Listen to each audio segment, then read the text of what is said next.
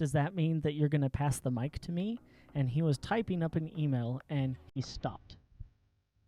Paused for what seemed to be an eternity.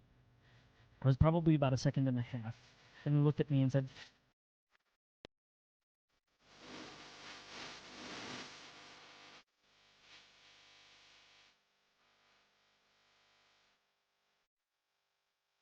I was super close to actually convincing Mr. Williamson to actually make me the set director of the Voyager. Oh, really? And pass the mic to me. I would be doing a lot of different responsibilities of what the Voyager set director would do. Wow. And and Megan Warner was there, and she can attest to this. It was really funny. So I looked at him and I said, "Does that mean that you're going to pass the mic to me?" And he was typing up an email, and he stopped. Paused for what seemed to be an eternity.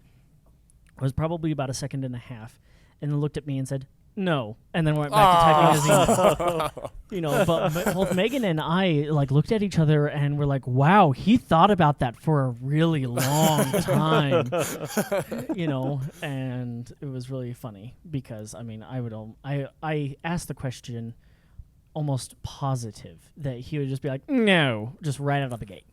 Oh, wow, because he was very, very protective of the Voyager. Yes, he was ultra protective of his baby. Wow, my first memory of you, John, actually is in the Voyager. I was seated doing the video, 2FX, and you were flying, I think. And I want to say it was Spencer Merriweather, who was one of the supervisors. I don't remember exactly. We were flying something that needed a Romulan to go up onto the ship. And I was trying to go for my passes and do things, and Merriweather turns to you and says, "Well, who do you want to do the Romulan?" And all I remember is you looking up and just say, "Have him do it." And then you went back to flying and pointed at me. I'm like, oh. So I went to go try and find a costume, and I found in that one closet back behind the flight director's thing these really, really, really cool coats. And I pulled one out of there. It was red. I think you know exactly what I'm talking about. And I go over to Merriweather. I'm like, "Can I use this to be a Romulan?" He says, "I don't know. That's John's special coat. You're going to have to ask him." And I felt like my heart rate increase. I could feel my hands sweating. And I come over behind you, and I stand there for what felt like probably like 10 minutes, just waiting for a good moment. And there was one moment where you turned off the mic, and you turned, and I said, "Hey, really quick, John, can I use this?" And I honestly bet this is all news to you, but you just kind of glanced over at me, and you're just like, "Sure," and then went back to flying, and I was like, happy dance. I'm like, "Oh, yeah!" And let me tell you, I was the most pleased, awesome-looking Romulan I've ever been in my entire life. So you're a good man, John Parker. Oh, thank you. You're a good man. Way to make a young volunteer's day, John. It was super funny. When you mentioned Spencer Merriweather, there's a funny story about him. So it was really funny because there was a time when both Emily and I were like, "Oh, man, our supervisors are sucking it up, man." And so we kind of had this little talk with all of the supervisors, and this was actually a small problem in the Magellan too. So we had a meeting or whatever, a talk with all of the people who supervised, and said, "Hey, you need to step up your game," basically.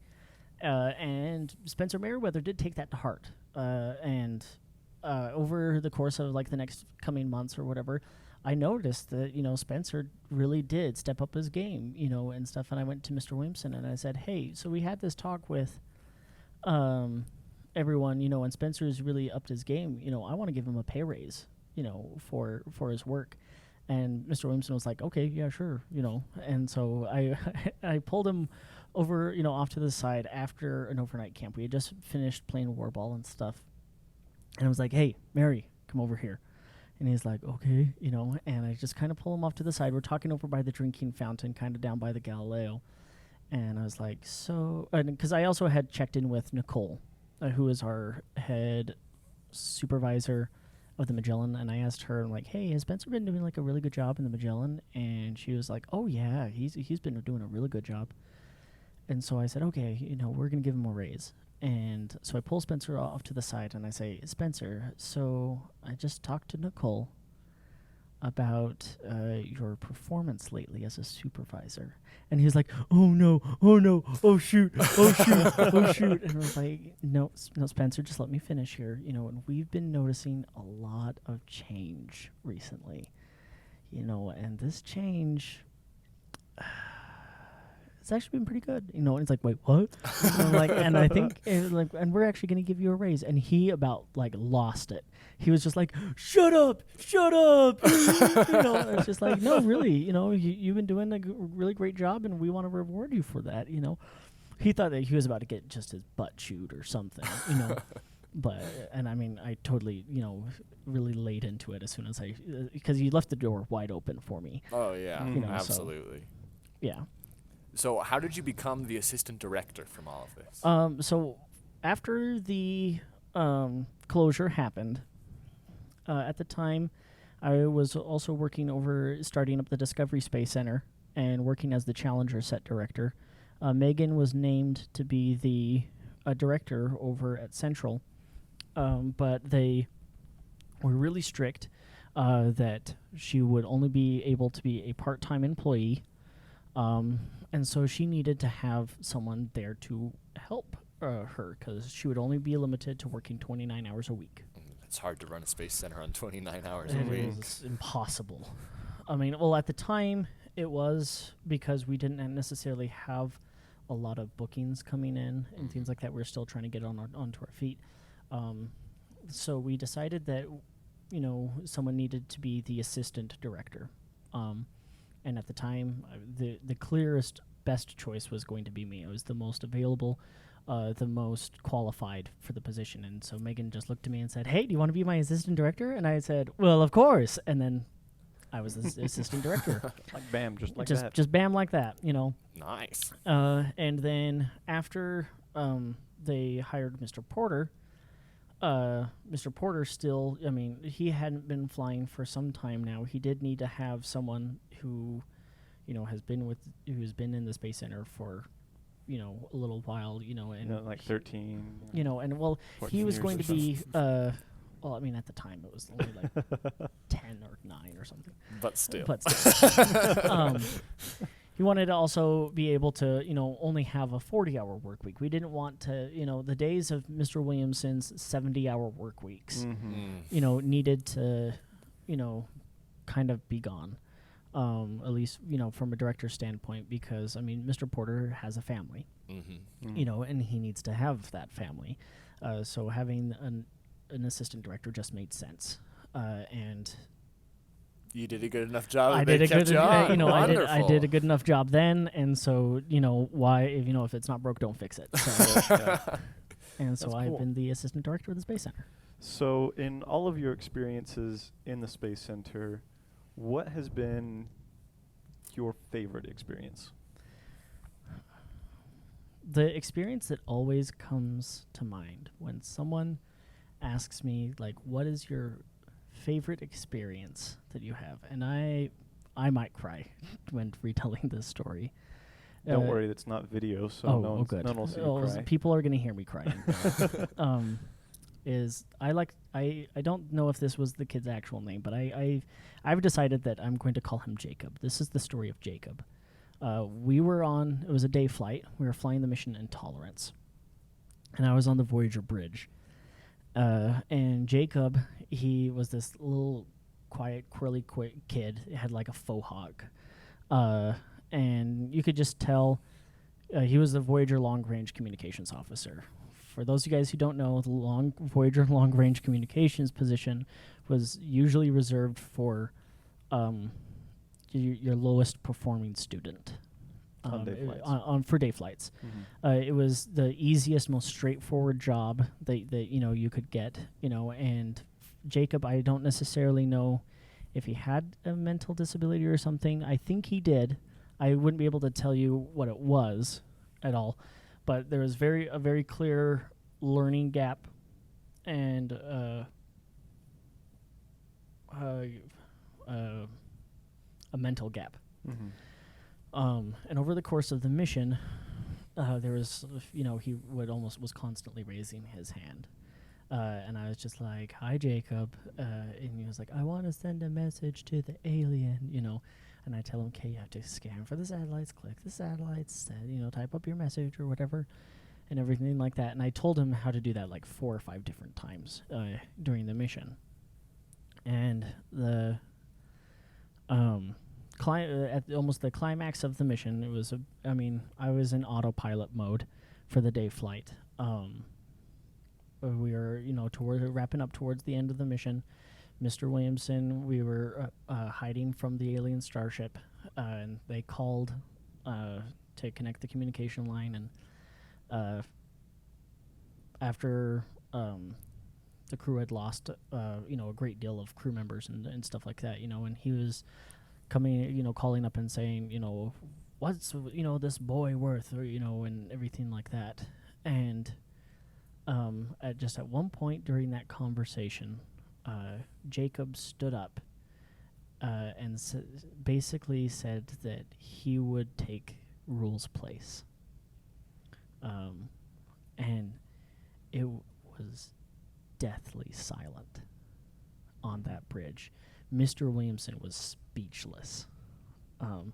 Because, we've had, and Mr. Williamson was trying to play it off, or whatever, how can you won't do this, you won't do that, and he was very, very adamant that he would take Rule's place, and that no one else needed to be hurt, no one else needed to die, no one else needed anything else, that he would take Rule's place, that he would do the work of 3 slaves, because the Panau had transported over 2 other slaves to, find the ambassador and find Rule.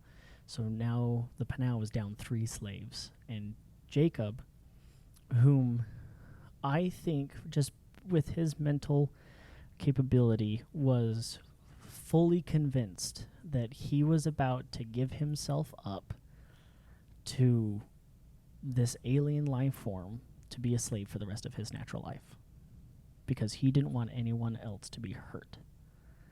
And I was up on the bridge and I was about to cry. I probably actually was tearing up and whatnot.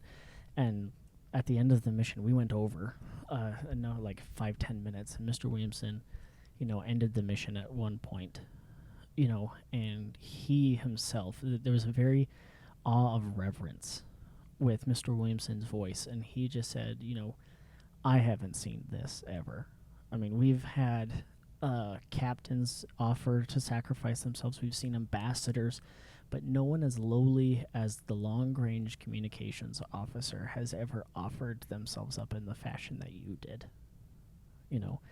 And that right there, and just the pure magic of empowering children to become adult astronauts in this, fantasy that we have, and seeing how they interact, seeing how they operate is just a dream come true. I love my job. I wake up every morning, excited to see the awe and wonder in children's eyes as they get onto our ship and our simulators. Wow. So is that why you've stayed so long? That is most certainly the reason why I've stayed so long, is because that never gets old. The flights can get old. The flights can get monotonous. I can, fly some of these missions with my eyes closed. But one thing that never gets old is hearing kids cheer and scream when you tell them they've successfully completed a mission. That's cool. Yeah. Wow. Thank you for sharing that. That's incredible. Those are the great pleasures of flight directing, I can assume. Yes. How have you changed as a person since coming to the Space Center? I have, between the Space Center and some other, jobs and things that I've had in my life, it's most certainly shaped me into the career path that I'm going into. I'm going into education. I want to do secondary education, which isn't. We focus with elementary school students here, and I had a teacher in my high school, Mr. Sellers, who I knew that I wanted to teach, but he's the one who convinced me that I wanted to teach like business, computer tech, and things like that. So I knew that I wanted to teach, and the Space Center has shaped what kind of a teacher I'm going to be in a way, because I want to still teach through simulation. I mean, in any classroom, I'm not going to have a Starship simulator, and I wouldn't want a Starship simulator in a high school setting, but simulations don't mean spaceships. Yeah. But having an engaging, I was playing Roller Coaster Tycoon. I was going on a nostalgia trip, and I was playing some Roller Coaster Tycoon, and I clicked on the financials page because I wanted to see where a lot of my money and stuff was going, and I paused the game, and I had this realization that I have all of this data, this financial data or whatever, and I could have kids I'm teaching, and I could be like, okay, kids, we're gonna do a Roller Coaster Tycoon day or whatever, and they would play Roller Coaster Tycoon for 30 minutes or whatever. We'd pause the game, they'd look over all of their financial data, catalog their financial data, and then from there, we can talk about, how much money is being spent where, what's, being spent on this, how much money have you spent on that, and we can have a discussion about financials, based off of simulation. We're all playing a game, and we can see and hear from other people's perspectives what they've invested into, what they haven't invested into, what is working in their park, what isn't working in their park, and we can have this conversation about this 1980 here, no, 1990 video game. Yeah. Wow. And things like that. Because I remember playing Roller Coaster Tycoon when I was on my Windows 98 computer. It was super old, it's super great, but just the insight to knowing that what I was looking at was something that I could utilize in a learning environment, a learning experience, I probably wouldn't have learned or seen that value if I wasn't at the Space Center. Wow. That's really cool. You're a better Roller Coaster Tycoon player than I am, because Yes. I never checked the financials page. I would just find ways to play the system and cheat it so I could get better ratings than the people around me. Yeah. That's fantastic. I've got one more question for you. If you could, and this is obviously something we didn't tell you we're going to ask you in advance, so we'll see what comes up. Oh dear. But you've talked a bit about why you love the Space Center, what the good that can come out of it, these wonderful things. In your ideal Space Center, what would it be like? What would you have? I would have it. There would be you walk in, and I kind of love the being located inside of an elementary school does bring in a unique perspective that they walk in and they're like, is this the Space Center, or whatever, and they're like, yeah, and they're like, okay, because we're in an elementary school, so having this lobby area that may look just it needs to be a nice lobby, right? Yeah. But then the moment that we take the kids and we start moving them away from that lobby, there's just almost an exponential jump and transformation from we're in the lobby of an elementary school or a lobby of the Space Center or whatever. There's almost an exponential jump into the future, and there's just at one point when there's a full immersion. We always joke, I always tell groups when I'm picking them up, I walk them over and I'm saying, the first thing that we're going to do is we're going to do what I like to call the basic intelligence test. We're going to send you off to the bathroom, or whatever. And so from that point to the bathrooms or whatever is the first stage of the exponential jump. From there, they get to the briefing room, which is almost up to the top of the jump.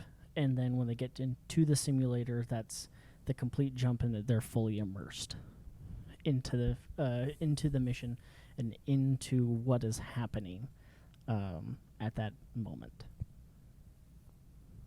You've definitely thought about this before. No, no, I haven't. What makes you think that? Yeah. Okay, yes, I have.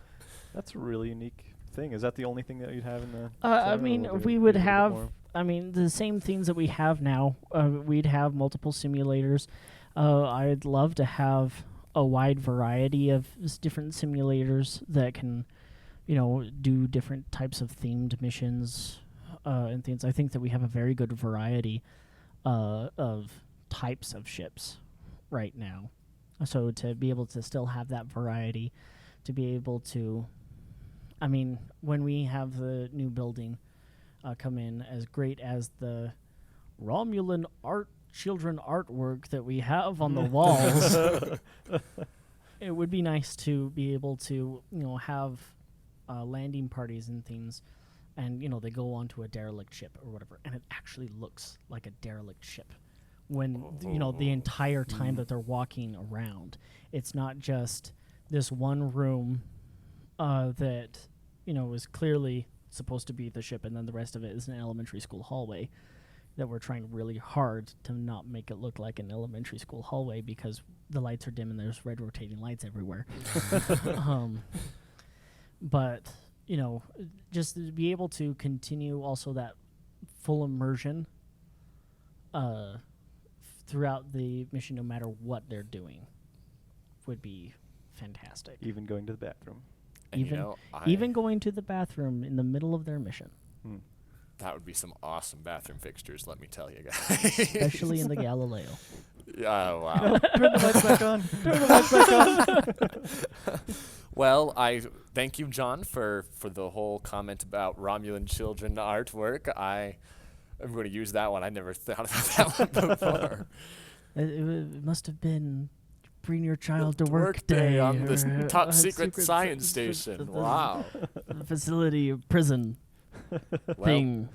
John, thank you so much for coming in and Yeah, chatting we with us. appreciate your time and for your experiences as well. Oh, it was super fun. Yeah, we're gonna. If you have thoughts or comments about our other episodes or discussions that we have, please send them to us. We might call you back in and say, "All right, John, you got to defend yourself," or whatever the case may be. Okay. And if you, as our listeners, have questions or comments about any of our podcasts, please drop us a line at drydocktalk@gmail.com. Thank you all for listening. And I have one quick question. Go for it. Go One ahead. quick question. What is okay? So you say dry dock with the TSG. With What the does the TSG stand for?